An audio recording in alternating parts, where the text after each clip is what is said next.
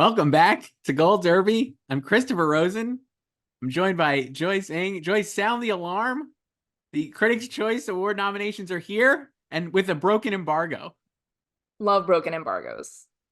These nominations were supposed to be announced at 12:20 p.m. Eastern. Yeah, well, that's when everyone can publish them because Right. Put them I under believe embargo. they were gonna be announced on KTLA Yes. as they are annually. But But a prominent publication named Entertainment Weekly published broke the embargo by publishing at 9:20 a.m. ET instead of 9:20 a.m. PT. mhm. And so now they're everywhere. So we're recording this, and this will post after the nominations would have been announced, and it doesn't matter. I mean, But we had them anyway, so it we didn't. Yeah, I love the mess. I love the chaos. I love broken embargoes because then you're just waiting for everyone else to publish their story. It was so fun Because watching. once the embargo's broken, you just go. You just go. The dam is Watching. broken. You just go. I was like, when is Film Updates going to tweet this? When is Matt Neglia going to tweet this? And it happened longer than I expected, honestly. But they were there. And All yeah, the that's what you do. all the sites and all the prominent influencers tweeting these Critics' Choice Award nominations. Joyce, I have to say right off the bat, before we get into it, Saltburn, Supremacy, we're here. We're strong. I wouldn't exactly call it supremacy. I think that's quite hyperbolic. We're here. We're right. The right side of history. And Saltburn, 3 nominations for supremacy, 15 fewer than Barbie. best picture nominee Saltburn. That's all I'm saying. No, the headline was obviously Barbie had 18 nominations. They have a lot of categories, Joyce. They have a lot of categories. And then they also got 3 song nominations. 3 song nominations, Just a like at the Globes. comedy nomination, Yeah. Best Young Actor Actress nomination for Ariana Greenblatt, a cinematography nomination for Rodrigo Prieto, one of 2 he received. America Ferrara in there for Best Supporting Actress. 18 nominations, all the ones you would expect, and all those extra ones too. We'll go through this, but that was like the really really beloved for Barbie. Not surprising. No. It was always going to dominate here. And then second with 13 nominations, tied was Oppenheimer and Poor Things, and Killers of the Flower Moon with 12. Yeah. Just Sounds pretty right. much what you would expect, right? Yeah. Not again, no surprises. Not a lot of surprises here. We'll go through the whole field. I guess it's just other top line. I'm looking to see anybody else had even 9 after that. Maestro I had think the 8. Holdovers has 8. Holdovers has 8. Uh, let's see. That's basically it. American Fiction had 5, I believe. Yeah. So let's start at the top with Best Picture, Joyce. I'll tell you right away. A surprising list of nominees, would you say? At least no surprises. No, But this 10 is not surprising. I kind of think there was one to me. But the nominees were American Fiction, Barbie, The Color Purple makes it in. The Holdovers, Killers of the Flower Moon, Maestro, Oppenheimer, Past Lives, Poor Things, and Saltburn. Joyce, Saltburn ahead of Anatomy of the Fall and Spider-Verse felt to me like a real twist that I did not see coming.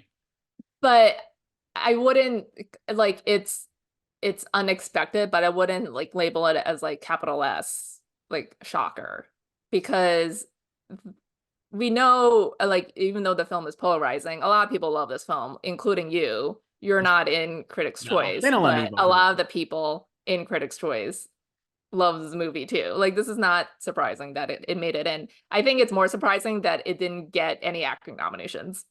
Kind of, but as we'll go through when we get to the acting nominations, just 6 nominees and all the expected Oscar contenders. Just 6. Just 6. Just 6. I don't know. I'm surprised Spider-Verse isn't here because I don't know who's in this group, but I know a lot of people. I guess I know a lot of people who are in this group, but I also don't know. Yeah. It feels like there's a lot of people in the group beyond who There's I a know. lot of people in the group. I too know several people in the group. And I know one person's ballot. Yeah. So and they nominate 3 Yes. in each category. And I know one person who was like, I'm gonna do Matt Damon, David Krumholtz and Downey for supporting actor, like that kind of thing, right? Like just like I'm gonna put my faves in, and even though it's a long shot, but based on the people I know and just the general sense of film Twitter, Spider-Verse not being in here when I've heard for like 6 months that it's the best movie ever made from a lot of these people, it's just funny to me, I guess. Yeah, like I think you could swap Spidey in place of Saltburn, you know, like that would probably be like if someone were to make predictions, they would probably have that instead of Saltburn, you know? Now that said, last year this group went Babylon and Damien Chazelle, and of the 10 or 11, 11 Best Picture nominees and 10 Best Director nominees, Babylon and Damien Chazelle got in. So I feel like it's not like you're saying, it's not totally shocking But that like Saltburn Saltburn got is in. basically this year's Babylon. Yeah, so that's fine. I wouldn't say this as much as I love the movie. Not sure it's going to make it into 10 at the Oscars.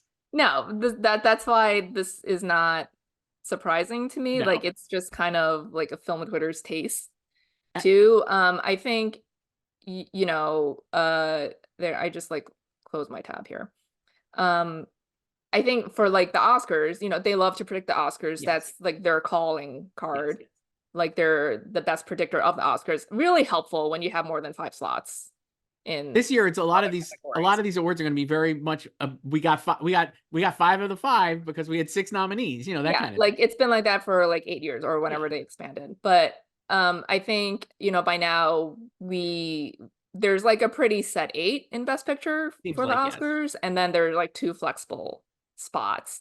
And I think at the Oscars we can easily see Saltburn and Color Purple being subbed out for Anatomy of Fall, Zone of Interest, May, December, you know, maybe another underdog. Yeah. Right now I have Anatomy of Fall and Zone of Interest in. Like we talked about this on Monday after the Globes. I of Saltburn and Color Purple, I would say Color Purple has a much better shot of getting in at the Best Picture field of the Oscars than Saltburn. But a nice list of nominees, and I'll be curious to see what actually wins here. Barbie had the most nominations, but I still think they'll probably just go Oppenheimer. What do you think?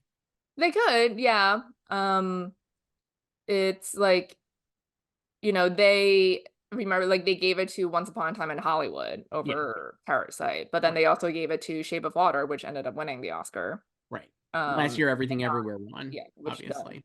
But yeah, this not, you know, a pretty expected field, this 10, and you know, like we said on Monday, Color Purple would probably show here, and it did.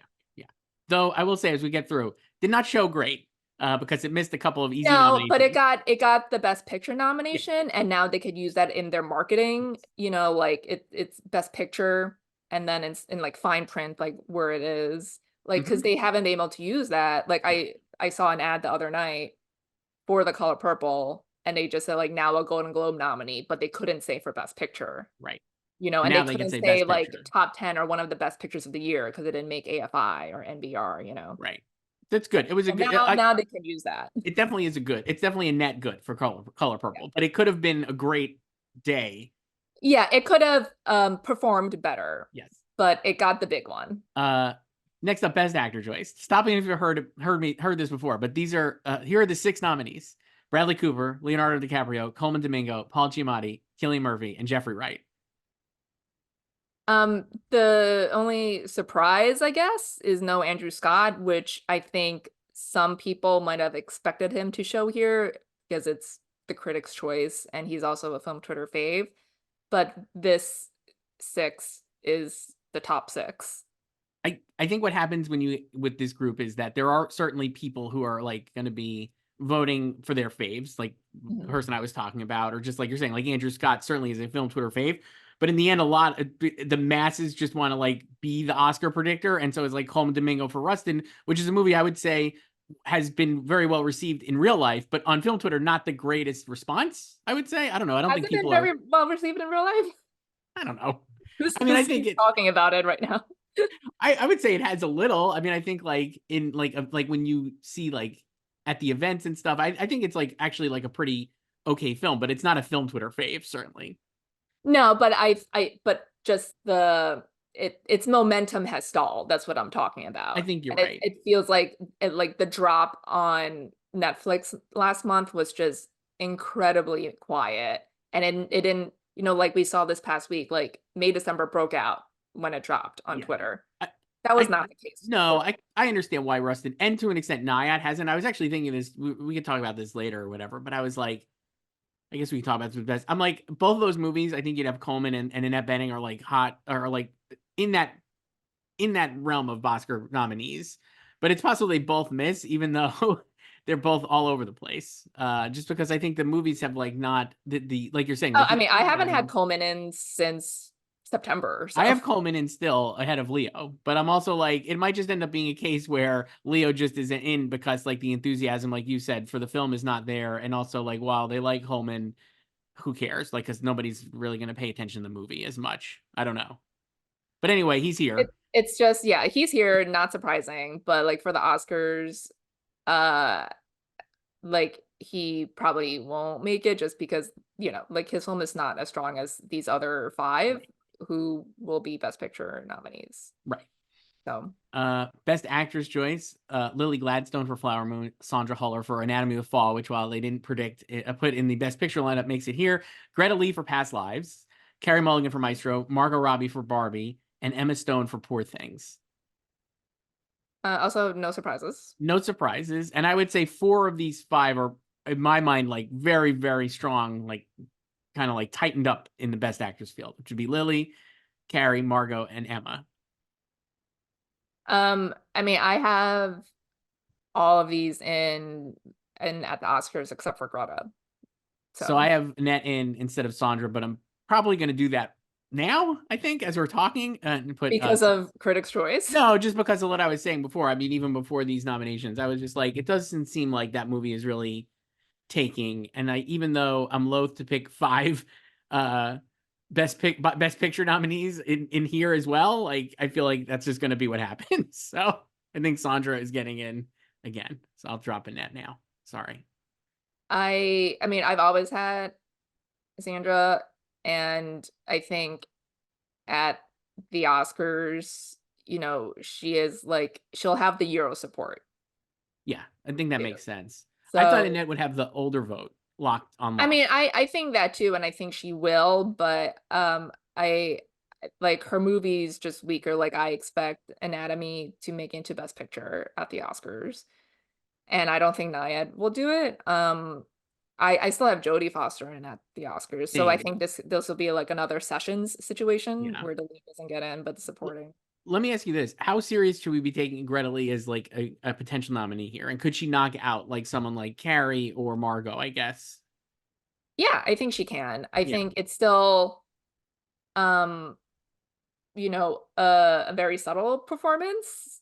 So, but I think we see like it's great for Past Lives that it's sustained this momentum throughout, Yeah. and it's not really loud momentum either. It's not in your face at all. Like it's just there, and it performed really well at the Globes. I And could see I her. expected it to do well here because Yeah. like Film Twitter loves this movie. I could actually see her getting in at SAG also when they It's do their and nomination. well, yeah, because that's also because it's like an early release. I don't Mhm. I don't have her in at SAG because there's just a lot of other, bigger, flashier performances and transformational performances. Yeah. I But do think she can yeah. get in though. I really do. The other thing I think she has going for her is that it's an incredibly likable performance, and she's a very likable character, and like you're obviously rooting for her. I think that matters. People want to like what they're voting for. I mean, she's always been in that, 5 to 10 range, obviously, for Hmm. me. So, but she's definitely like she's leapfrog Fantasia at this point, I So would say. Fantasia not getting here, I think, is a bad sign. Feels like she would have been an easy nominee here Yeah. I with think 6. she probably just missed, well, seventh. Right. Because a lot of well, a lot of the reactions after the first Color Purple screenings, loved her, praised her. She is very good in the movie. So, but again, this category is very competitive. So I I guess I just like it felt like she could have definitely gotten in over Sandra Huller, even though I think Sandra Huller maybe is a better here with this group based on how they embrace Color Purple, which is a I little mean, but they surprising. like didn't really embrace Color Purple Online they did. that Talking about much. it, they Yeah, did. but that doesn't mean like that's the thing. Like whether or not whatever you tweet, Uh-huh. even if that is how you genuinely feel, that doesn't mean like you want to vote for something. Interesting. So you're You saying a lot know? of it's maybe an overpraise online. I'm just saying, again, you have 3 slots. So you could say, Sure. I liked Fantasia and The Color Purple, but now push comes to shove, I have 3 slots here. Yeah, Was Sandra's she got to get in. top 3? Yeah, They don't have 10 slots I to know. No, I know. maybe next year they will. So Well, they have 7 acting nominees next year. Who knows? Supporting actor, Joyce. Another, not an eyebrow, not a miss, not a, but a miss here for at least one top contender. Sterling K. Brown for American Fiction, Robert De Niro, Flower Moon, Downey for Oppenheimer, Gosling for Barbie, Charles Melton, and Mark Ruffalo. No Willem Dafoe for Poor Things. but I'm also not really surprised about that either, because like he's someone I think who doesn't need to hit all the precursors to make it in. I think that's true. I thought that as well, looking at this. I was like, I understand all of these nominees. I think Sterling Yeah. K. Brown is wonderful in American Fiction. I interviewed him, Joyce. He's a great guy. Well, like you got to predict them at the Oscars now. I don't know if I have him in because I don't want to drop any of You these did picks. have him in at one point. I think I did. The one thing I will say about, well, I think you're right, and it doesn't matter. I think that is the type of performance that could get in. I guess I would say, like, I'm not sure. I guess we'll see. Is Poor Things going to be the type of movie that's strong enough to get 2 acting nominees? It's strong, but is it strong enough to get 2 here in the category? Yeah. I mean, I don't know why like it wouldn't be, especially when they've shown that they also have liked double nominees in this category in Yeah. recent years. And we know it's going to be a Best Picture nominee, so that favors it as well Sure. over a lone nominee or a non-Best Picture nominee. And he is a highly respected veteran who's got in for weaker Yeah. films on his own. That's why I have him in. So We'll see. I still think Melton gets in. That's why I have De Niro out, even though he's second in the Oscar odds. I guess it's possible that somebody else misses. I think Melton is going to be a strong. He just keeps hitting everywhere, and I think he's an easy non-Best Picture nominee, acting nominee here. yeah, I mean, it's like I don't have him in yet because to put him in, I have to drop someone, and Right. I don't know who to drop yet. So I also, while we're talking here, so I dropped Annette for Sandra, and I put Leo in again. who Yes. did you drop Coleman? Coleman. All right, Yeah. unfortunately, yeah. It took you long enough, so.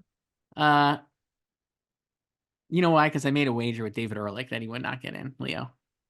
So And it's he just won pretty. Pride and what, Yeah. $5? Pride is a real son of a bitch. You don't want to let it go.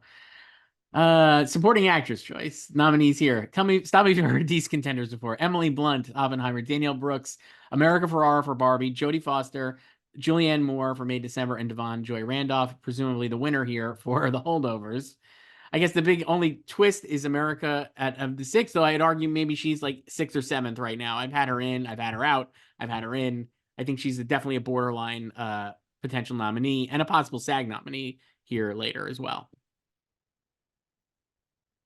Yeah, again, not surprising that she made it here. I would say it's probably more surprising that she didn't make it in at the Globes. Well, we have a couple of emails about this later. We'll get back to the Globe. About her not making it Yes, actually. I think we got 2 emails about this specifically. So those will be good to read later. But I agree with you on that. So we'll put a pin in that and we'll get back to it. I mean, but the rest of these, it's like yeah, like it's most of the Globes lineup as well. And I have the Oscars, I have Davine, Danielle, Emily, Jodie, and Julianne. Same. And that's what I have too. And if I was going to put somebody in, I think it would be America. I just have to figure out who I would drop and like how I would do it. But yeah, no Taraji P. Henson here. Another miss after missing at the Globes, though not surprised based on this lineup. Yeah, and then also even after the first screenings, I think like we talked about this after we saw The Color Purple. It was just like the person who got the biggest reaction at our screening was Danielle. Without question, absolute show-stopping performance. Yeah, like it always felt like she was like the MVP and like the biggest lock of the ACT nominees from that movie. She's so good in it. When she's not in the movie, you're like, why isn't she in the movie?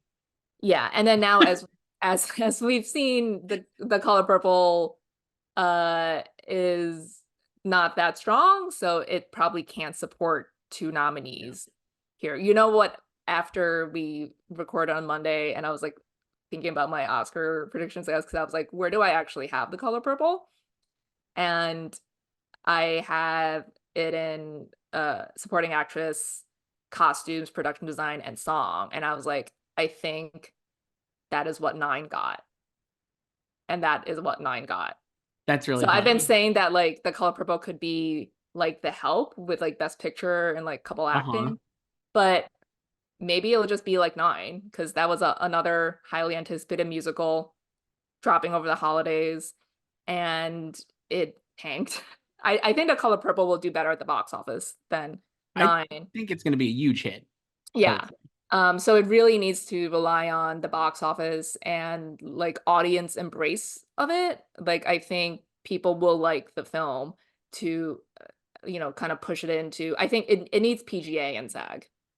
I actually don't have it in anywhere but Danielle now. I didn't even have it in for costume and production design because I think Wonka could usurp it there.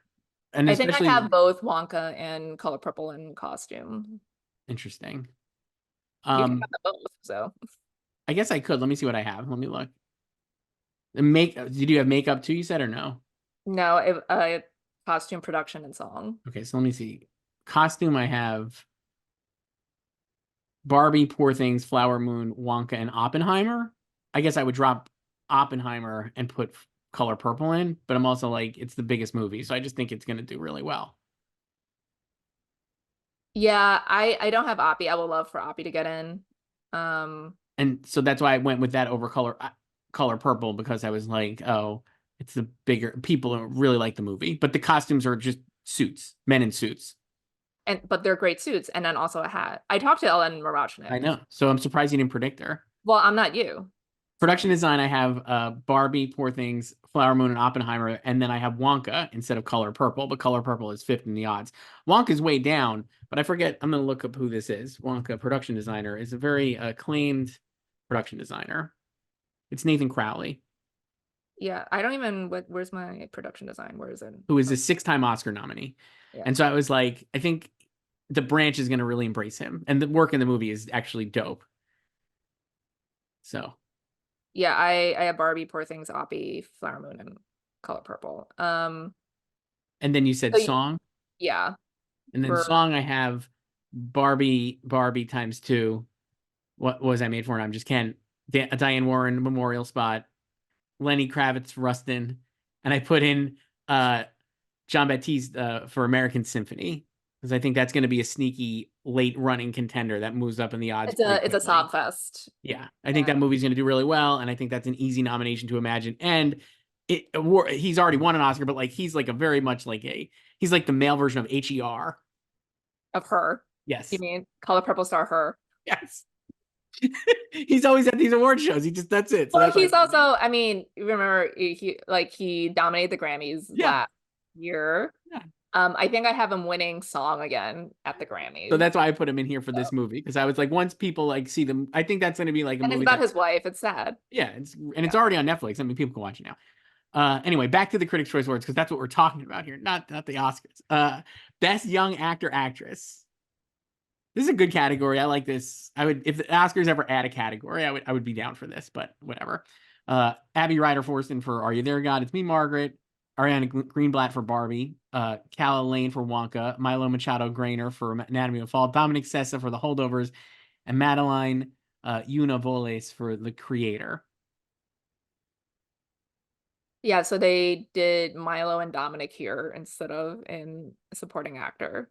One just to double back on supporting actress. One thing we didn't mention is that like Rachel McAdams, I think we talked about this on Monday with the Globes, and it reminded me because Abby is here for Margaret. If she would have gotten in here, it maybe is like a boon for her nascent, She fledgling. she should have been a Critics' Choice Based nominee. based on the tweets, yes. Yeah, yes. And it's like like even like Brian Tyree Henry made it in here last Yeah. year, So I, you I know. So maybe the old me would have immediately put her in for supporting actress, after the LA win. But the new me, who's much more mannered, was like, I'm not going to do it. I'm going to wait and see what happens. how new are you? Not that new, but I mean, like I absorb what you say. You're very, you're very convincing. So I have to like listen. I'm like, can't be that reactive. So anyway, All right, not Rachel McAdams. That's not a great. That's a miss, I would say here. She could have easily gotten in here. Anyway, for young She actor, should have gotten in here. yeah, young actor. Milo should win based on this list, but I don't know that he will. I could see Abby Ryder Forreston winning because she's actually really good as well. Um, I feel like they might just do Dominic. I don't know. I mean, last year, Gabriel LaBelle won. Yes, I mean Dominic and Gabriel LaBelle. Somebody should cast them as brothers. They're like the same person. It's like, are they different? What if Dominic is just Gabriel in a mask or something? I mean, they look very much alike. I think they could play siblings. Um, yeah. So I mean, like they like the holdovers. So Yeah, sure. yeah, Acting ensemble, another great category. Air, Barbie, Color Purple, Holdovers, Killers of the Flower Moon, and Oppenheimer. Sure. yeah. Air, our beloved Air, finally shows. So at the SAG Awards, which is an ensemble acting award, I would say Barbie and Oppenheimer are pretty much locked in. I Mhm. think Air could get in. I have American Fiction getting in there, and I I think I do too. do, and I think I do have the Color Purple. I don't have the color purple yet. What do I have in my? I don't even know what I have. Do you Hold have on. Flower Moon? I probably have Flower Moon in my fifth slot still. I think Flower Moon can make it in. Like I said, the thing is, a lot of the actors who are amazing in the ensemble wouldn't actually be a nominee. But I think if you're just actually looking at the ensemble, because we've talked about like how many, just so many like first time actors or not actors you had never really seen before or just amazing in the movie. Like all these, like all the criminals guys are just awesome, and like all the native actors. It's like a really great ensemble. I could see getting it. Do you think the Holdovers has any shot with just the three of them? Basically, That's why I don't have it. So I have Oppie, Barbie, Poor Things, American Fiction, and Flower Moon, and I am holding on Color Purple and Ensemble until I know when they've sent out the screeners to the nom-com. Poor Things I don't have, and it didn't make it here. I think that could easily get into. But this is a solid list, and I think Barbie will probably. Well, no, I don't even know. Maybe the Color Purple wins here. They can be a little not out there, but like different with their ensemble winners. Like last Yeah, year, Glass Onion won. right. They've given it to The Favorite and The Irishman. Basically, Like, movies that aren't necessarily win Best Picture could win here. yeah, I mean sometimes they do win Best Yeah, Picture. So not last year though, when they could easily given it to no, Everything they Everywhere. gave it to Belfast, Yeah, but they also didn't nominate Coda. right. So They were they were not early enough, yeah, or too late, or whatever, or too early. Best Director, another solid six. but Bradley down from 10. down from 10. Last year they went up to 10 inexplicably. Last year, the nominees were just, I want to just read these off because it's a great list. The Daniels, James Cameron, Damien Chazelle, Todd Field, Baz Luhrmann, Martin McDonough, Sarah Polley, Gina Prince Bythewood, S.S. Rajamouli, and Steven Spielberg. Just every contender last year got in. And now we're back to only 6. So nominees were Bradley Cooper, Greta Gerwig, Yorgos Lanthimos, Christopher Nolan, Alexander Payne showing up here, and Martin Scorsese. No Jonathan Glazer, whom many expect to get in at the Oscars. No Justine Triet, who could get in at the Oscars. Certainly, maybe. No Celine Song, who they just swapped Celine and Alexander Payne. I'm surprised Celine didn't get in because they obviously like Past Lives, but also she gets in for screenplay, so maybe people were focused on that in their picks. Well, they also like the holdovers. I think it's Yeah, sure. like so. Good, another good week for Bradley, who's also doing his directors on directors with Spike Lee, which I He's can't wait. doubling up. He did actors on actors and also double like directors on He's like a directors. double nominee. Oh my That's God. what he's hoping for. Well, And that's what what, he wants to be. yeah. Original screenplay, May December, Sammy Birch, Alex Convery, Air, Bradley, and Josh Singer for Maestro, Greta Gerwig and Noah Baumbach for Barbie, David Hemmingson for Holdovers, and Celine Song for Past Lives. Again, 6. You get to cover all the bases with 6. So No Anatomy of a Fall, which I think is a clear Oscar nominee. So I think only 4 of these will make it in probably. And I would say well, I think everyone has Anatomy instead of Air. certainly. Like And you I might be think whiffy on May December. May December is probably in most people's fifth slot at the I have Oscars. May December, Barbie, Holdovers, Past Lives, and Anatomy of a Fall. I do not have Maestro, and I do not have Air. Yeah, And if I I was, still see some Maestro predictions for yeah, this. I don't know if they're just like old. I just think again the movie, the strongest part of the movie is not the script. Agreed. Uh, So Adapted screenplay. Love seeing this one. Kelly Freeman Craig for Are You There, God? Andrew Haigh for All of Us Strangers. Cord Jefferson, American Fiction. Tony McNamara for Poor Things. Nolan for Oppenheimer. Eric Roth and Scorsese for Flower Moon. This is All of Us Strangers only nomination. No Zone of Interest, which people have pegged for an Oscar nomination too, perhaps. Yeah. I'm hoping that Are You There, God actually can make a little hay, but we'll see. I don't think it's impossible that it gets nominated at the Oscars. No. Because that fifth slot I think is still flexible. Yeah. I mean, the top four are definitely Flower Moon, Oppenheimer, Poor Things, and American Fiction. Those feel like pretty safe. Yeah, but you know, if like we've said, if the Oscars bump Barbie to adapted, then that lineup is set. That's it. Yeah. Cinematography, Maestro, Barbie, Flower Moon, double nominee for Prieto, Poor Things, Saltburn, yeah, baby, and Oppenheimer. I have had Saltburn in at the Oscars for a long time, and I wonder if I still have it. Let's see. The thing is, they haven't always like loved Linus, even though he's always doing great work, and he won an Oscar. So, well, he won for La La Land. I do have it, and I have Oppenheimer, Flower Moon, Poor Things, Maestro, and Saltburn. That's what I'm sticking with. That's my group. Zone of Interest is 5th in the odds, and The Color Purple is in 6th in the odds. Wow, I have Zone. Do you think Barbie is a possibility for a double nominee for Rodrigo? Yeah. I mean, where is it in the odds now? I don't know if it'll. I mean, the odds it's under Saltburn, so it's 5th, 6th, 7th, 8th.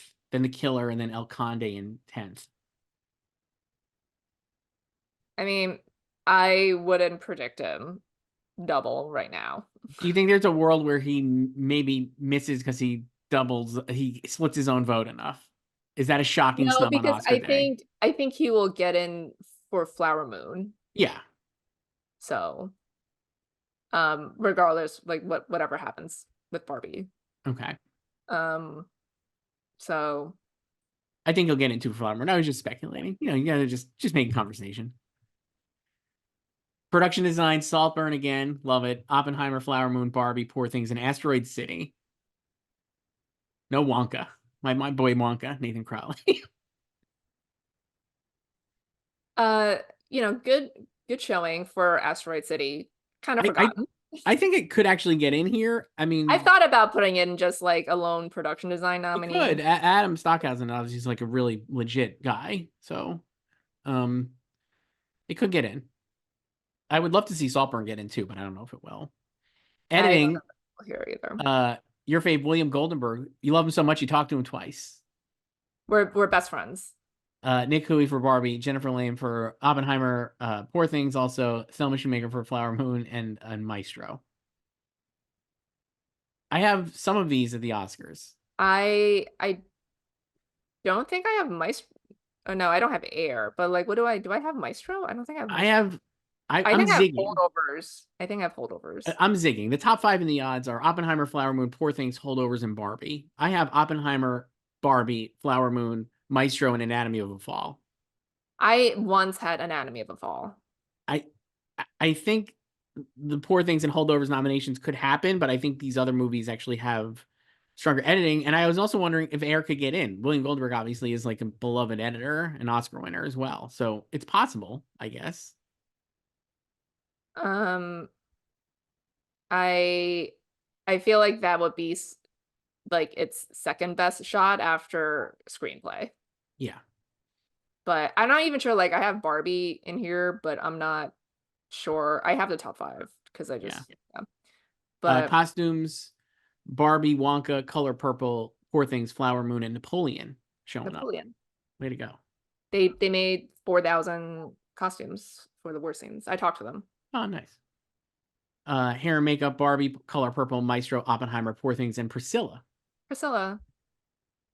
Visual effects, Creator, Guardians, Dead Reckoning Part 1, Oppenheimer, Poor Things, and Spider-Verse.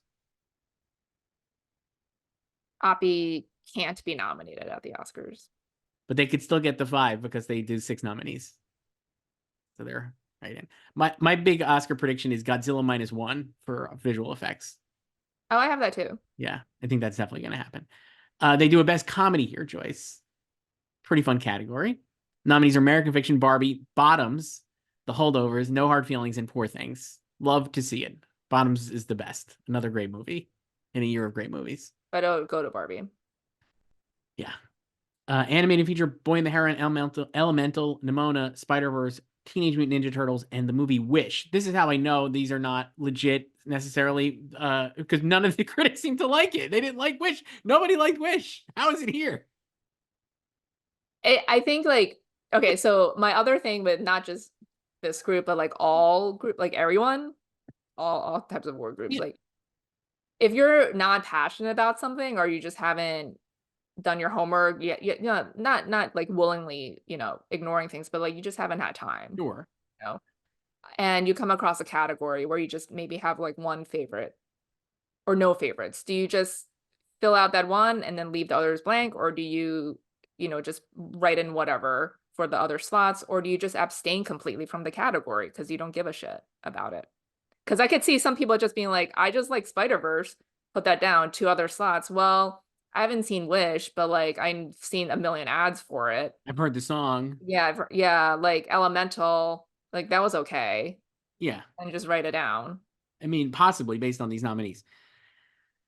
Foreign language film, Anatomy of a Fall, Godzilla -1, Perfect Days, Society of the Snow, The Taste of Things, and The Zone of Interest. So here's where they get a little highfalutin. Because they have to. I assume Anatomy of a Fall will win here as well. It's won everywhere Yes. else. Best song, we have the 3 Barbies, Dance of the Night, I'm Just Ken, and What Was I Made For? And then Peaches from Super Mario, Road to Freedom from Rusted, and This Wish from Wish. Will the Barbies vote split? I think Billie Eilish will win this pretty easily. Pretty easily. Yeah. I can see a world where Jack Black wins for Peaches, especially if he agrees to go to the show. Why wouldn't he agree to go? Huh. That may be a lot. He just performed it last night. So Do you think that has a shot at the Oscars? Peaches? No. Yeah. Okay. Best score, Poor Things, Society of the Snow, Oppenheimer, Spider-Verse, Kills the Flower Moon, and Barbie. So Society of Snow here, Michael Giacchino. Yes. I think this nomination, Sandra's and Milo's, are the only nominations for non-English films outside of their foreign language film category. Yeah. And it's Giacchino here, who's like the most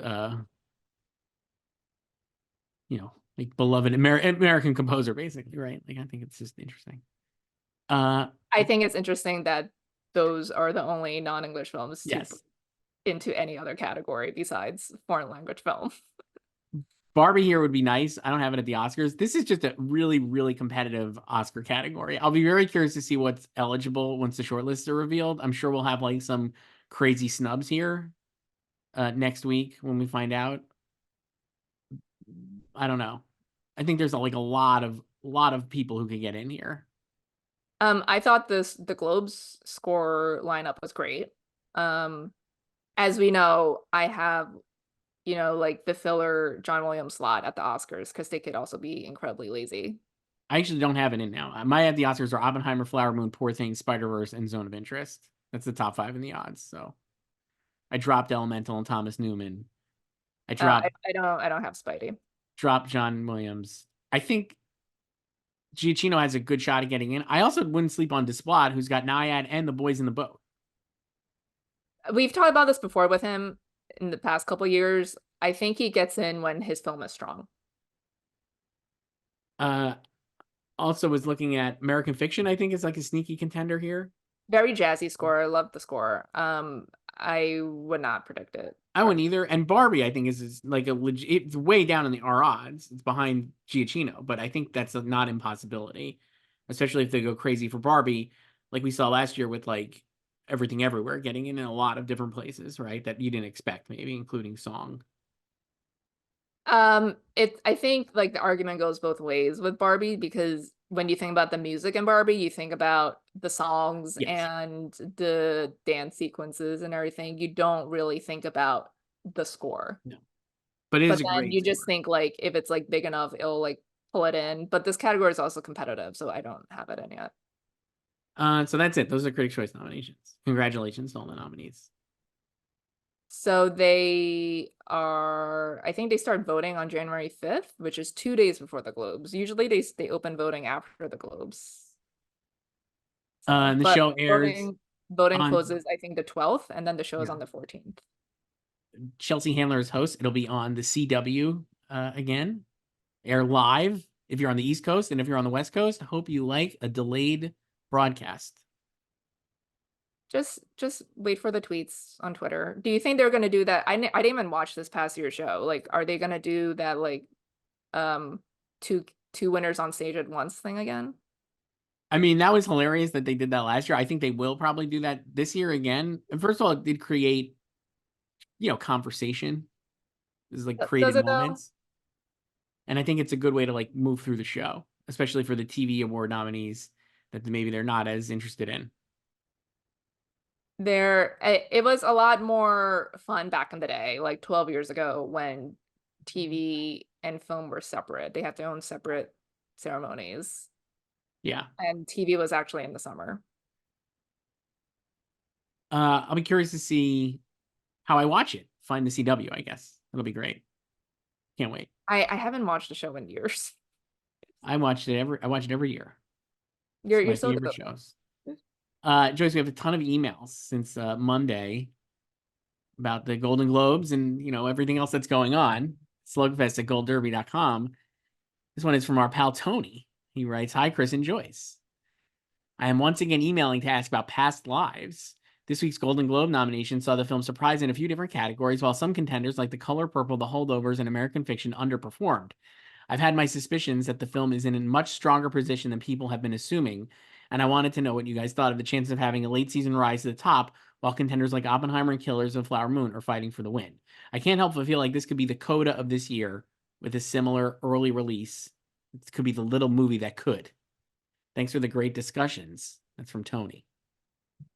I don't think it would go all the way like Coda because I think there was just like Power of the Dog just flatlined at the end and it didn't inspire that same type of passion. And I think these other films this year do have passion, like Oppie especially. I agree with that. I will say, I think I'm more convinced now that if you told me that Greta Lee got in for actress, I would not be totally surprised. I think that the movie is strong enough in the way that being an early release, like we were saying before, people did love it. And while there haven't been a lot of flops this year, like we've talked about compared to like last year or even the year before, the fact that people did really like Past Lives has not dissipated the enthusiasm for Past Lives that we got to the end of the year. Yeah, And I so think like basically this just confirms its place in Best Picture. Like that was also always the concern because it came out early. Like, is it going to be forced out of Best Picture or like any other category really? Or like if it was just gonna be like screenplay and Best Picture. Like I think Celine is like a sneaky Best Picture or Best Director nominee too. Like, no one really talks about her that much, like getting into the top 5 anymore. But like I mean I was because like I'm still torn between like what to do and director. I'm like, what if she just gets the 5th slot? she might. You I know? think if I had I mean, like, I think Best Picture and Best Screenplay or original screenplay are like pretty set for this movie. And then if I had a rank, I would say Celine as the 5th director nominee and then Greta as the 5th actress nominee on my ballot would make sense. I think that could actually happen, that it gets those 4 and like moves on. Yeah, like I think it's Teo Yu, an actor, is much more of a long shot. I feel like we haven't mentioned John Magaro in ages, even though he was, I don't even know if he was like number 1 at one point, but I know at one point over the summer he was higher People, than both Greta and yeah, Teo in their people really category. like that performance. Yeah. But I think she's really the whole like I think she's like really great in the movie, Greta. So Yeah. I actually could see the getting those 4 nominations, and I guess we'll see. I think that's I think another the editing well, is really good too, but I don't have it in for that. The cinematography is good too.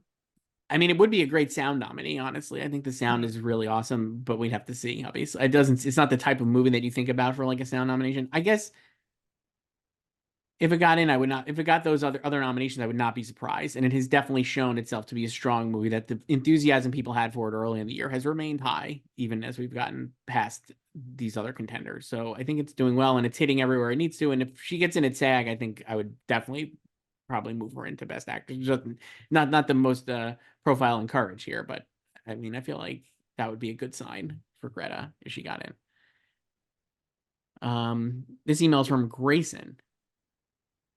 Hey, Chris and Joyce, first time questioner. How do you think gender plays into who gets nominated at the Oscars? In the original screenplay category, it is feasible for Past Lives, Barbie, Anatomy of Fall, May, December, and Saltburn to all get nominations. This means the holdovers and Maestro be left out, but it would also mean an all-woman lineup. The Best Director category could have Greta Gerwig, Celine Song, and Justine Triet. Do you think voters take this into account, or they just vote for what they like? Well, for those, so names only appear on ballots for the acting categories. It doesn't even appear for directing or writing. I think they generally just vote for what they like. I agree. But I think, you know, they also don't live under rocks. They know who wrote or directed what movie. You know. I think they vote for what they like, and yeah. that's how they pick. And that's how we and then it's just I mean, obviously there's not a great track record for female directors, but I think that's more of an indictment on the industry than because like the awards are at the end of the pipeline. right. So if the product is not there, if like females are not being hired to direct movies and their, money is not being put into these films and being marketed and campaigned, then there's probably less of a chance that those are on an awards radar too, Yeah. like the Oscars are a symptom of the disease. It's not the actual disease. Yeah. And this year, I mean, like, I think we will have an original screenplay category with like at least, multiple women in the category. Maybe not all of them. I don't think Emerald Fennell's going to get in for Saltburn, though I'd love to see it. But I could see like those 4 getting in. I don't know. There's not been a ton of like female winners on the screenplay categories either. Right. Like it's still most of the gender neutral categories are still male dominated. So This one's from Caleb. Emailed us at slugfest@goldderby.com. Earlier this week, Lily Gladstone gave an interview where she said that it was Leo who told her she had won Best Actress at the New York Film Critics Circle. This made me wonder how attentive the industry is to these critics awards. We always talk about how critics awards don't matter, but I mean, you have a celebrity like Leo who was the first to break it to Lily. I wonder how many voters and industry people pay attention to this type of stuff. I think it's more that they're on mailing lists from the teams behind the films, so they all get, it's like Killers of the Flower Moon won like so and so in New York, so like Team Killers of the Flower Moon at whatever Apple, whatever, it could just be their personal publicist too. Right. Emails them, texts them. So obviously Leo, nice guy that he is, he's gonna congratulate his pal Lily on her win. I love the idea that Leo's got like a burner Twitter account though, and he's following along the New York Film Critics Circle. He has he has his social team, pre-schedules all of those tweets for him about the environment. Yeah. Yeah. Joyce, I talked to Lily Gladstone this week. I know you did. And so I asked her about winning all these keep awards. her number one now. Obviously, I have her number one. That goes without saying. But I asked her about winning all these awards, and I think she's just like genuinely like is overwhelmed by the amount of you go through what she's won, not just New York, but it's like all of these film critics groups, Boston, Chicago, National Board of Review. It's just a lot of nominations and wins. So she was saying still not as many as Davine. Not yet. It's hard to keep up with. She was like, I'm just getting inundated. Great interview, if I do say so myself. Really loved chatting with Lily Gladstone.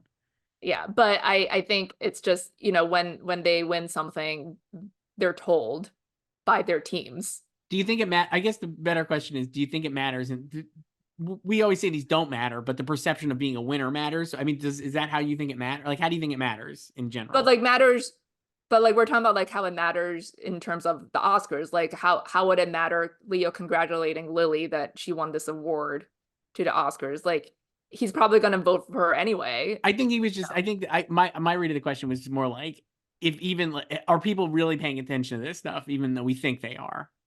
No, I don't think I think they pay attention to what they're being told. Like if you're just Right. like let's just take an actor who does not have a movie in the running this year. They might just read a headline that Killers of the Flower Moon won New York Right. or whatever. But are they like it could just go like in and out, like I don't think they're following all these other critics groups. Like they might see a headline today that Barbie leads Critics' Choice nominations. Are they gonna click through and like check out the whole list? No. Like probably not. Like I think it depends on like how invested you are in this whole thing. I think we overestimate because we're also online following this stuff. We think everyone else is online and they're not. Like they have lives. Yeah. Here's an email from our old pal David L. Joyce. I haven't read one of his in a while. It's your pal David L. again. My question is, who do you guys think will be the Cecil B. DeMille Award and the Carol Burnett Award recipients this year at the Golden Globes? And who would you like it to be? I think the DeMille Award could be Steve Martin, Diane Keaton, or Glenn Close. But I'd love to see Brad Pitt get it. And the Burnett Award should go to Dick Van Dyke or David Letterman. I really hope the Globes do some surprise winners, because the reason why the Globes have always been interesting is because they are the award show, and they award shows and actors that wouldn't get recognized at the Emmys or Critics' Choice Awards.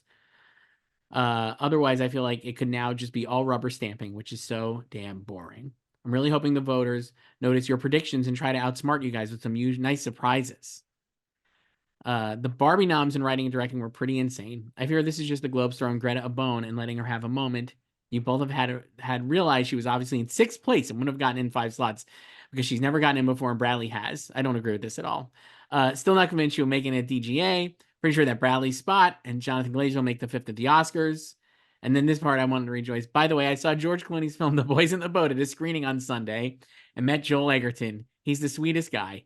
It's not going to go anywhere in the awards race, but I know you're going to love it, Joyce, because you love the Olympics. You'll definitely love this movie. Great cinematography. I've read the book. Great cinematography on the water and great Alexander Desplat score that can make it in the 5 at the Oscars. Big year for him scoring movies with boats on the water.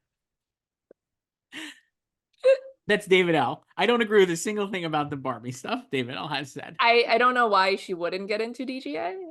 Even if you don't have her in the Oscars, like she would get into DGA. Also, like, I don't think the Globes like the movie. These people like the movie. I know maybe David didn't like the movie, but it's very clear that the movie is widely embraced, and that's why it's getting nominated. You might not like it, but that's why it's getting nominated. Yeah.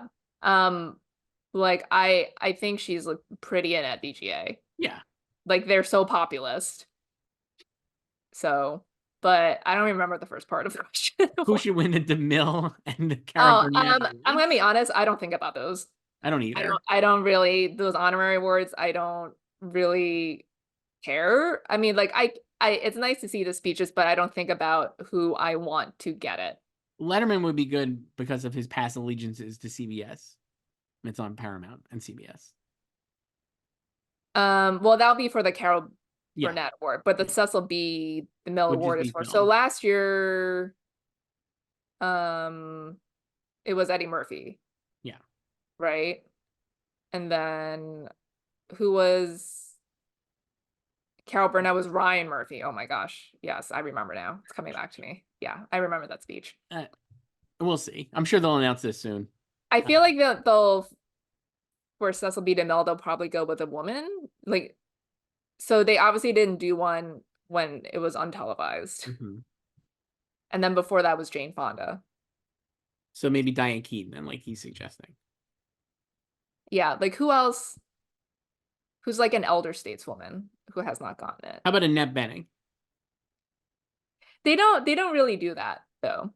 It's not like the PGA when they give like the honorary. It's a new Globes, Joyce. Maybe like the Selznick Award, like Marty's getting that this year. Tom got it last year. It's like Top Gun Maverick's not winning. Flower Moon's not winning, I guess. Here's one from Face All. This is what we were. This is a question about America Ferrara, and we have another one too. But hi Hi, Joyce and Chris. Hope you're both doing well. Loving all the awards coverage. Keep up the great work. It's been a while since I last asked the question. With America Ferrera having missed the Globe nom for supporting actress, where do you think she would ideally need to hit in order to be still a contender for the Oscar nominations? At the time you're reading this, the Critics' Choice Award nominations will have been out. So maybe she got nominated there? Bad news, Faisal. Anyway, I still think there's room in supporting actress, as it can be argued that the only true locks right now are Divine, Joy Randolph, and Danielle Brooks. And as much as I loved her in Nyad, I still find it hard to believe Jodie Foster will get nominated unless she comes along with Annette.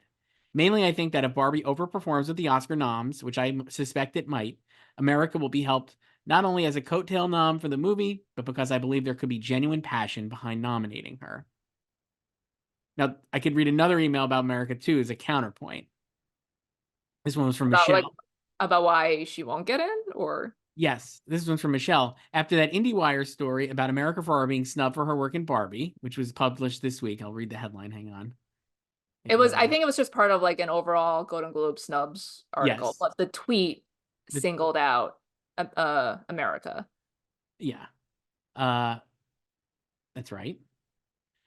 It sounds like a lot of people are realizing her performance was mid, and that the speech that so many people freaked out about wasn't all that great. First, where do you guys fall on this topic? And second, why would the point of the film, in quotes, have anything to do with nominating her for a Golden Globe? That's not how awards work. WTF.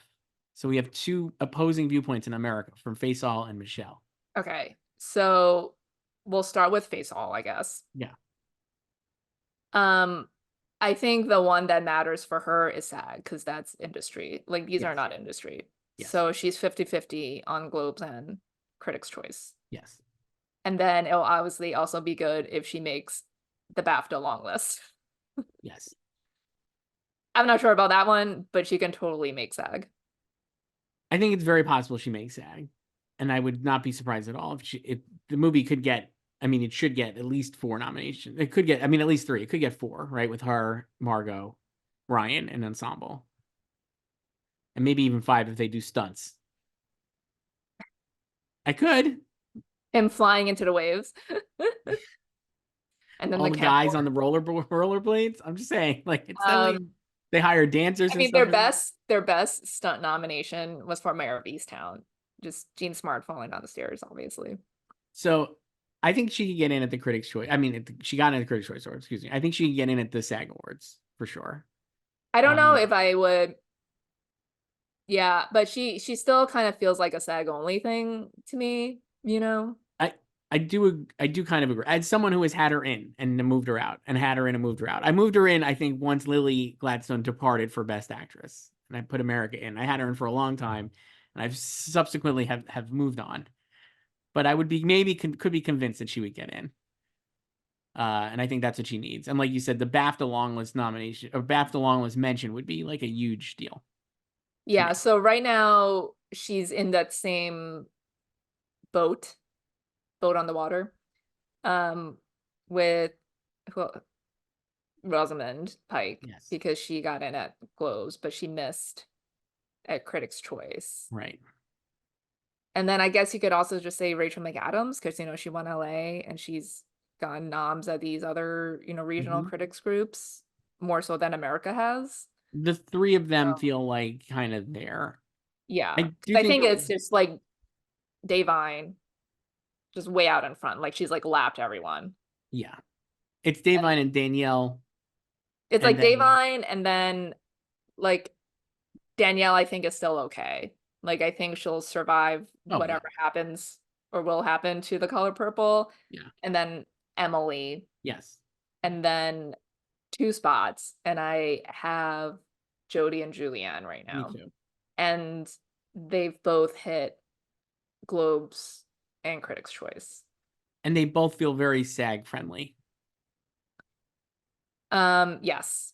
Also both on Netflix, and SAG loves Netflix. I think if somebody's gonna miss it, so this is why, like you were saying, like with the SAG Awards and the Color Purple and the screeners, I actually think Danielle could miss at SAG, and like America could get in place of Danielle at SAG because of.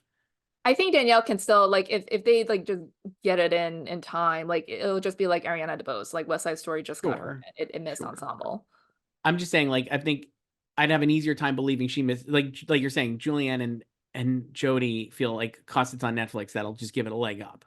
Everyone has seen these movies. Yeah. Um, I could see her getting it in SAG America for her, but if I she mean, doesn't like get it in SAG, I think the SAG 5 could just end up being the Oscar 5 if it's Davine, yep, Emily, Danielle, Julianne, Julianne, and Julianne and Jodie. Jodie. So, And how? So and then oh, it's on the flip side. Michelle. Yeah, because like the position of that tweet, because it was just like pulling from the story, it was that it was like crazy that America was snubbed because she vocalized the thesis of the film. Hmm. And like I do agree that like you should not just be nominated because it's not about like, you know, best recitation of a thesis. Right. It's about the performance. Right. So, and yeah, but there were a lot of clapbacks to that, being like she wasn't that great, and like same thing, it's like you shouldn't be nominated just because you're saying the message of the I film. don't think that it's. I think the monologue is really well done, and it's just good. I don't know if the rest of the performance is beyond. I don't It's know if there's a lot of the performance there beyond the monologue. Yeah, Like, like we've talked about this before back in the summer, I guess. Um, like the humans are the weakest part of the movie yeah, for me. So, and then like I understand her purpose, but there's just like not that much there to like Gloria and her daughter. And then she gives this big speech, and I think this speech is fine. And I think it is kind of diluted when they do their heist, and then she repeats everything over and over again. yeah, but she has some funny lines in there. I think that's. I think she's Yeah, good. but it's just like it's kind of like explaining the joke. It's like you want to end on a mic drop. And it's just like I think the montage of them fucking with the Kens is funny, but then them just like explaining, it was just like we just have like more digs to get in, and then it just gets repetitive. But Uh, again, that's more about the writing and not her performance. So, and the nomination should be about the performance. So like they just, the Globes didn't like her as much as these other 6 people. I think if she gets into the Oscars, it would be just. I mean, obvious proof that Barbie is like an incredibly strong movie and a force to be reckoned with for Best Picture, which it still might be anyway. But I think if it carried her in, when she, I'll just say like the category has opened up yeah, very well for her to get in. yeah. Email us at slugfest@goldderby.com. This one's from Janet. People keep trying to make excuses for the color purple's underperformance at the Globes. What do you think is behind it? I mean, we kind of talked about this on Monday. I'm assuming the excuses are like it hasn't been seen, Yeah. and it has, especially if you're talking about the Globes, they saw this movie. Yeah. I mean, I think what's behind it is they're just people are not as embracing it as much as they are in other movies. Yes, like I think that's just like they don't That's it. like it as much. They don't like it I as much as think, other movies. They like yeah, aspects of it, certainly, like we are saying, like Danielle Brooks is a clear standout, and there are definitely things worthwhile in the movie, but overall, people are just liking these other movies more, or have like, or this movie coming last. Sometimes that's a tough beat because you have all these movies that people have already seen and that have like their set opinions on, and to shake the foundation of those opinions, you really have to be extraordinarily great. And if this movie is just merely good, it's not going to change your thoughts that like Barbie and Flower Moon and Color Purple or excuse me, Oppenheimer are better, basically. well, I mean, like in terms of the Globes, like it is a glaring miss because we know they have embraced these late breaking musicals before. Like even Nine got in, It's a tough for beat to for miss at the picture. Globes. Yeah. It just So, is a but tough then beat. like with the excuses, I get it. Like it's a lot of people are very excited for this film and they want it to do well, right? So it's a coping mechanism. Yeah. And the initial social media reactions were very positive, right? So you think it's gonna do well, it's gonna hit, but still, reviews are still embargoed. Like reviews are not out yet. And I also think, like if you're going by social media reactions, a lot of them, like if you like something, you're gonna tweet about it, right? And less so if you don't like something. Yeah. Uh, I mean, all I'll say about the social media is if you went by the social media, the Critics' Choice would have nominated Spider-Verse for Best Picture and Fantasia for Best Actress and Andrew Scott Yeah, and nominated. again, I think, some people who have tweeted genuinely do like the movie, but then it comes down to I only have 3 slots here. Right. Do I like it as much as Barbie and The Holdovers? I don't know. What other comedy Yeah. was there or something? Uh, But yeah, I think, again, it it can still get in at the Oscars and Best Picture um in like the 10th slot yeah. if it does really well at the box office. And like there's like a narrow way to salvage it. I do think it needs to hit SAG and PGA. If it hits one of those two, do you think that's okay? I And which is more important? I think SAG is more important because I do think it will be carried by the actors. Like the performances are just so appealing to Hmm. a broad spectrum of people. I think And it it's the definitely, largest branch. yeah, I definitely think it needs SAG. And I think if it gets in at SAG, it would be much better position for Best Picture nomination. Yeah. This one's from Tim, another Globes email, but about TV. Uh, Hi, Joyce and Chris. It seems unlike the Globes to nominate 3 actors from the same show in the same category, but that's what happened with the Best TV Drama Actor and Succession. Do you think people just really love Succession, wanted to honor as many people as possible from the final season? Or do you think the strikes this year meant there really weren't many other good shows? And then a follow-up question, why is everyone underestimating Alexander Skarsgård in Best Supporting Actor?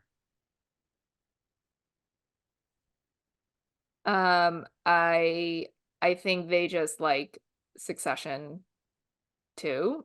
Yeah. Like Succession is also rare in terms of the Globes in that it's done better every year at the Globes. Mhm.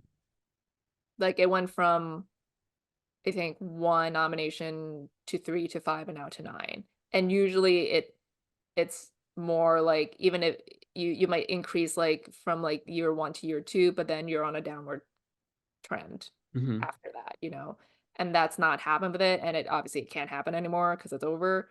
So I think they just do like the show, and I do think part of it is just the the lack of competition. Um, some of it strike induced too. And then also now it's just a bigger membership voting pool because it used to just be like 90 members of the now disbanded HFPA. So when it's that few people, there is a greater chance of like, wackier or like unforeseen nominees. But now it's like 300 people. So there's more consensus. Right. So I think like most of them just like Succession. And like I did not see them going for 3 either because it's like again unprecedented someone like them, but I think it's just a combination of those factors. um yeah. Do you think Skarsgård can win? I think he can. He's the only winner in that category. Like he's the only person who's won Mhm. a Globe. um and this is also Matthew McFadden's first Globe nomination. Yeah. So but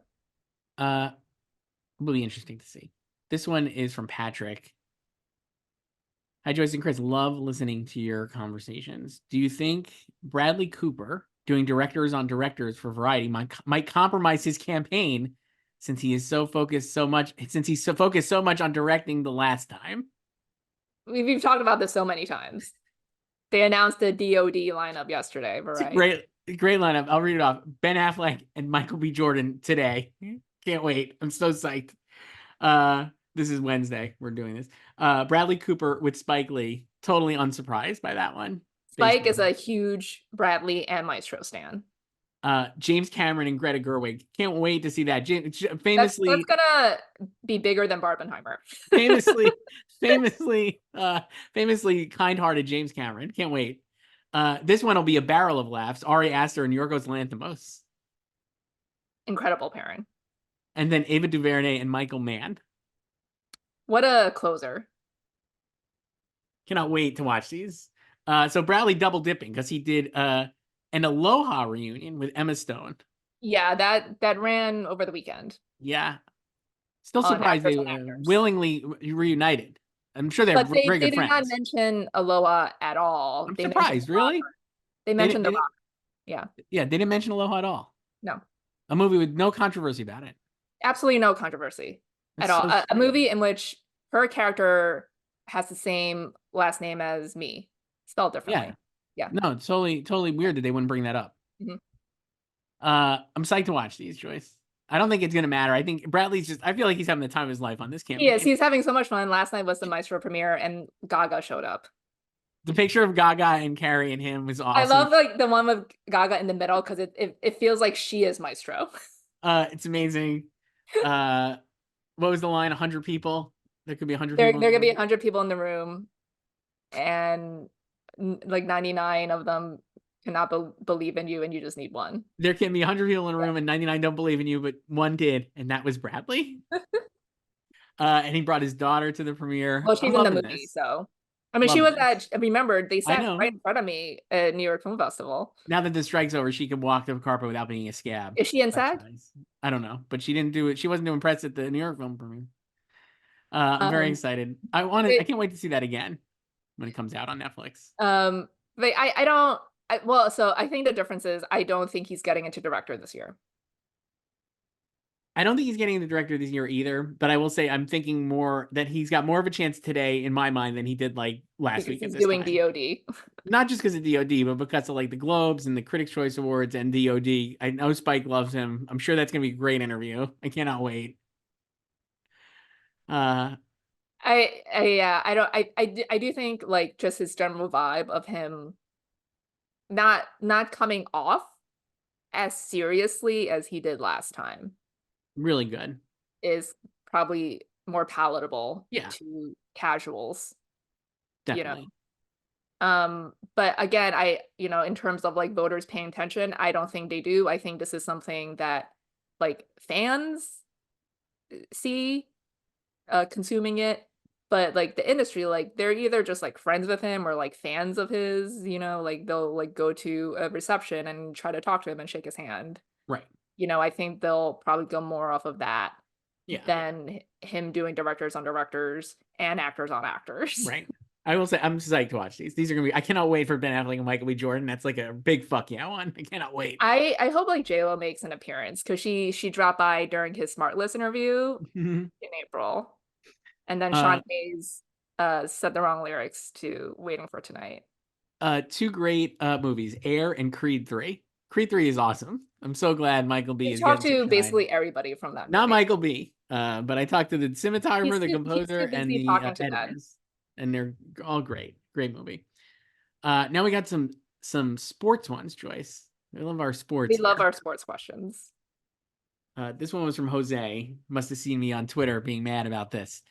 Even knowing how Shohei Ohtani's contract is structured, the Dodgers are still totally dumb for spending that much on a guy who might not pitch until 2025 and who might not be able to pitch like he used to after another surgery, right?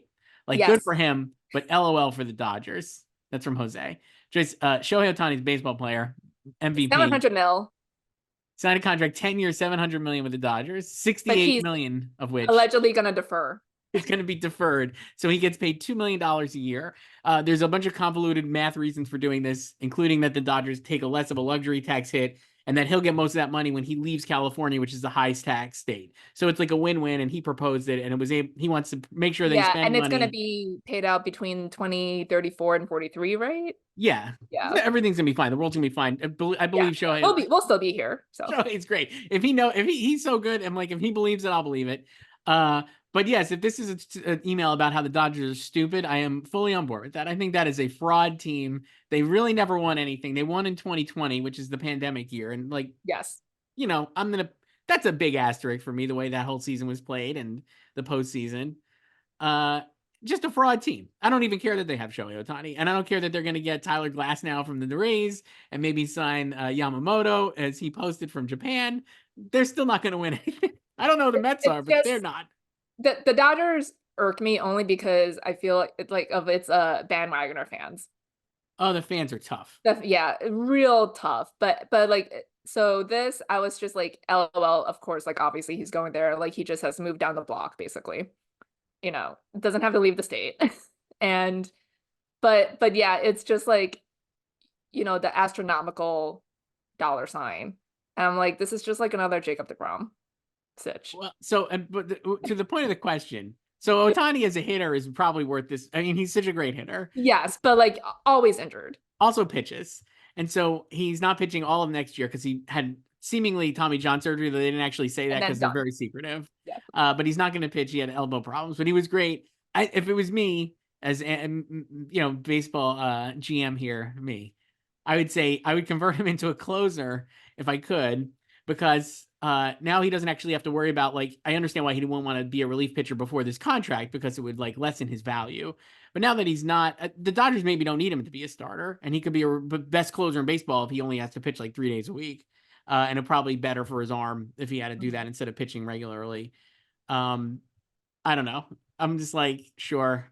This whole thing, I know. I mean, it's just like laughs. a I lot of laughs.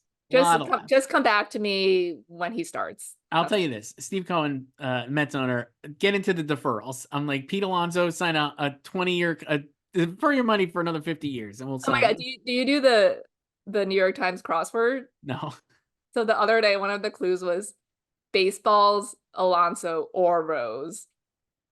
And I'm just like, you could just do baseballs, Alonso. People know who it is. Yeah. Uh, that was Jose. And here's one, Alfonso, really excited about your tennis takes, Joyce. Hey, Joyce, what are your thoughts about this new Nadal Alcaraz Oh, the Netflix slam. Netflix exhibition match? What are the odds that Rafa gets hurt and blows his comeback? Very high. Okay. So the Netflix slam is streaming on March 2nd. It's an Okay. EXO from Vegas. We should take a trip. Where are they going to do it, right? And I would do that. Yeah. It's in one of the hotels out there. I don't know, whatever. They tagged it in their tweets. I wasn't paying attention. But other guests to be announced. But yeah, just another EXO. And yeah, as we know, Rafa's coming back from injury after not playing since the Australian Open 11 months ago.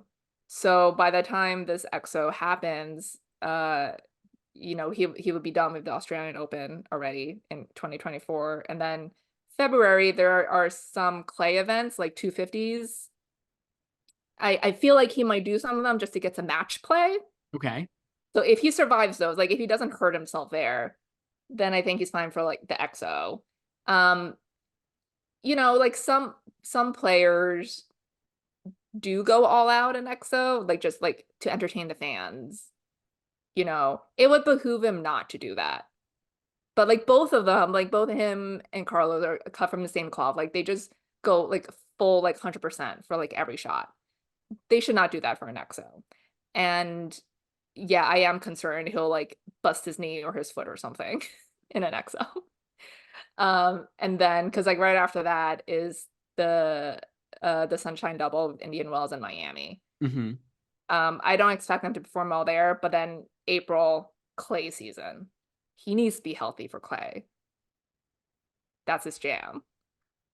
So, but they're probably paying him a lot of money for this. So good for him, lining the pockets. All I want really from Netflix is Breakpoint season 2.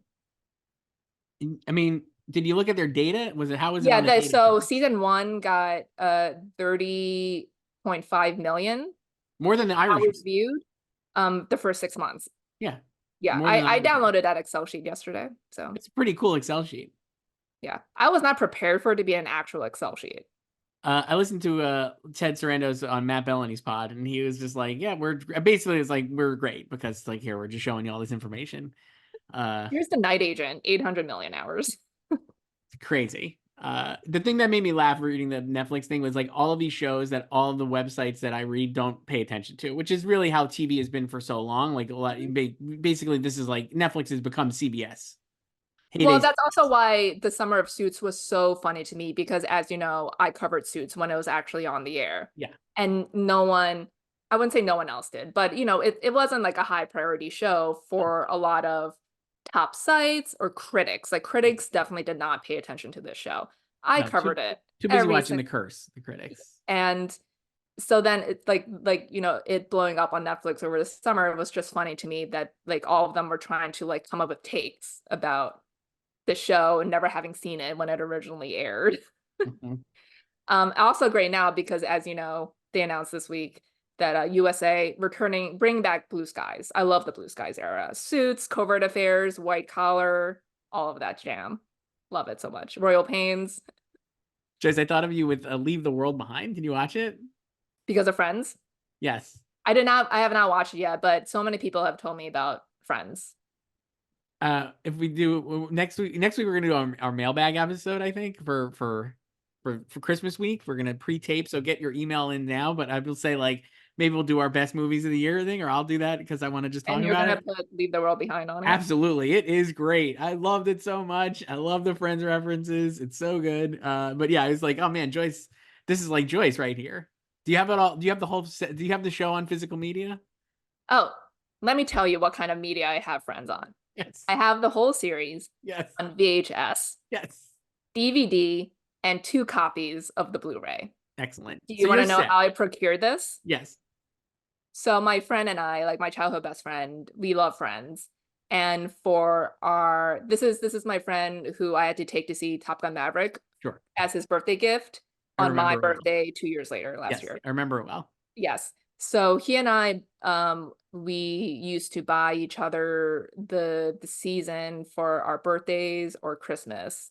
So obviously they used to release it on VHS first. Yeah. So that's what we did. And then once the DVD started, that's what we did. And then they released the Blu-ray version of the show in 2012. And I talked to Kevin Bright, the EP director, for the release. So Mm-hmm. they sent me a copy, like a box set of it. So that's how I got the Blu-ray. Nice. The best part about this story is so I, talked to him, it was great. The box set is released, and then fans were mad because the episodes did not have the deleted scenes that were on the regular DVDs, Okay. And then his people came back to me because he wanted to do another interview with me to explain this and why Nice. they didn't have Extra content. Yeah, I was like, you come to me, man. Yeah. So I was like, of course I'll talk to Kevin again. And then so I talked to him again, and then he was just like, it takes so long to convert these to Blu-ray. So we just didn't have the time. And there was all these issues. Like he talked about all these candles in the one with Ross's wedding, because they have so many candles and it looked like Emily's hair was on fire or whatever. So that was the explanation about why they didn't convert the deleted scenes for the Blu-ray. And then in 2014, the 20th anniversary of the series premiere, they did a Central Perk pop-up. Mm-hmm. I remember this. Yeah, I of course went. James Michael Tyler was there at Gunther, RIP. I interviewed him and everything. And then I, of course, went to like the opening night. The Rembrandts were there, they performed. And the gift bag was a tote bag with like a quote on it. And inside was another Blu-ray box set. So I have 2. Nice. That's awesome. Yes. So I'm covered on Friends physical media. Well, then I think you would get along with Annie. I think her name is from Leave the World Behind. I know she's trying to find the series finale. Rosie it is. Yes, she is Yeah. trying to find the season finale. And she well, I won't spoil it, but it's great. You Great can movie. spoil it. You can Watch it spoil on it. Netflix. I mean, I actually I know the ending. I mean, for the people listening here, Yes. I'm gonna get an irate commenter telling me how stupid I am. It's out. We can talk about it. It's a great movie. It will definitely be on my top 10 list, and it should have it should have showed up. And I'm like, this is a great movie. It's better than a lot of these other movies we've been talking about. It's just great. So we'll do Should Julia emails. Roberts be Best Actress? I mean, in the past at the Globes, it would have been a very nice Globes pick, but I guess not anymore. She is So she would be a total. Remember when she was being predicted for Ben is Back? how about Gaslit? She was actually great on that though, but it was on No. Stars. Uh, so email us at slugfest@goldderby.com with anything you want us to talk about, including more about the Dodgers and Shohei Ohtani or tennis And tennis. and tennis for sure. Yeah. I have many thoughts on Shohei and the Dodgers specifically because I just think they suck. And so yeah, email So us so next slugfest, week is Oscar's and then shortlist. we're going to be late with that. Yes, We're gonna be late because they're announcing that on Thursday, yes, the 21st, the shortest day of the year. yes. So we're just gonna wait for them to drop. And I'm psyched to see what last year was. Last year that was the day when everyone was like, "Oh shit, All Quiet on the Western Front is going to get That a was lot of great. nominations." Yeah, it was popped up like in 5 categories. And so I'll be curious to see what movie this year is this year's All Quiet. If you had to guess, any of these that we're not expecting would pop like that. I think a lot of people are expecting that to be Society of the Snow this year, but I would say the difference is All Quiet hit Netflix in October last year. So Mhm. people had time to watch it. Society of the Snow is not on Netflix yet. That doesn't mean it's not going to make the short lists. Like I think it will, like visual effects, Not until and score. yeah, So, January, I think it is. but I don't think it's the same type of breakout situation. What do you think? So if it's not that, then what would it be? I mean, this year feels like we're pretty so firmed up on like a lot of these big movies. There's so many big movies that are gonna show. I mean, we already know Abby is not on What if VFX. Avi underperforms? Like it's gonna make sound and Down score. and score would have to make. Like what else? I mean, like the VFX thing, it sucks, I think, because I think, you should be embracing of practical effects, but that branch has just been very like CGI. I think there are a lot of CGI people in the Yeah, branch. I actually think they should, if CGI, they're looking for extra categories, they could do two effects categories. They could like do, CGI and practical. yes. Like I honestly think that would like you could do so like what I would do is like best CGI because I think that is an art form and we've seen so much bad CGI then when it's good it should be honored. And I then mean, like best the like fact that like Ant-Man. right.